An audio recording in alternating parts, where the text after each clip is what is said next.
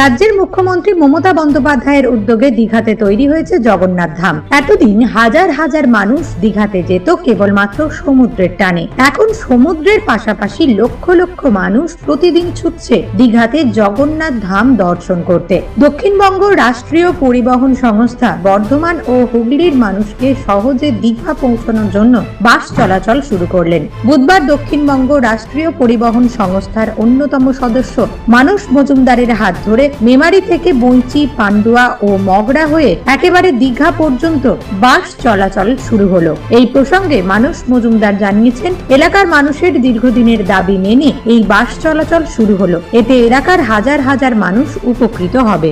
মেমারি থেকে পান্ডুয়া, মগরা হয়ে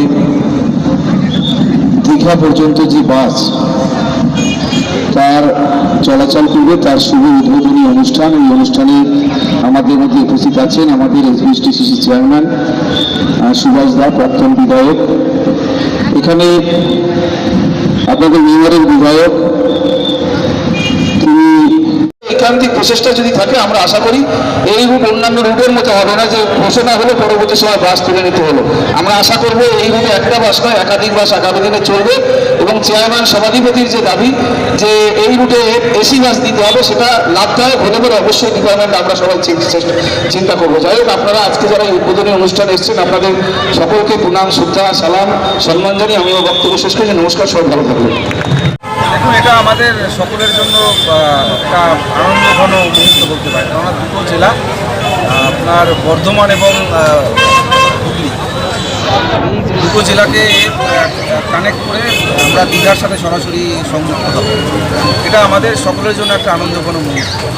এবং এই এলাকার মানুষের একটা দীর্ঘদিনের দাবি ছিল যে এখান থেকে যদি সহজে দীঘা যাওয়ার কোনো বাস পাওয়া যায়, এবং সেটা আমি চেয়ারম্যানের সাহেবের সাথে কথা বলেছি। এলাকার যারা জনপ্রতিনিধি, মেমারি, পান্ডুয়ার, মগরার এই এলাকার মানুষের একটা চাহিদা ছিল, চেয়ারম্যান সাহেবের মেমারির চাহিদা ছিল। তো সেই সবার যে ইচ্ছা সেটাকে সম্মান জানিয়ে মুখ্যমন্ত্রী মমতা বন্দ্যোপাধ্যায়ের অনুপ্রেরণায় আমরা আজকে মেমারি থেকে পান্ডুয়া হয়ে একদম মগরা হয়ে একদম দীঘা পর্যন্ত আমরা এই বাসটা সূচনা করলাম। আজকে আগামীকাল সকাল 6টা থেকে এই বাসটা এখান থেকে চলতে শুরু করবে।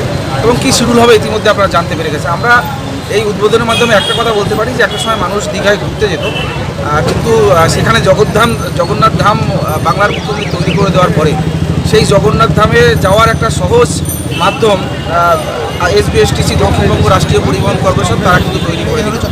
এবং সেটা খুব কম খরচে 209 টাকায় একদম দীঘা যাবেন, আপনি ঘুরতে যাবেন, প্লাস জগন্নাথ ধাম দর্শন করতে পারবেন। এটা আমাদের বিশেষ করে হুগলির মানুষের জন্য এবং বর্ধমানের মানুষের জন্য একটা বড় পাওনা।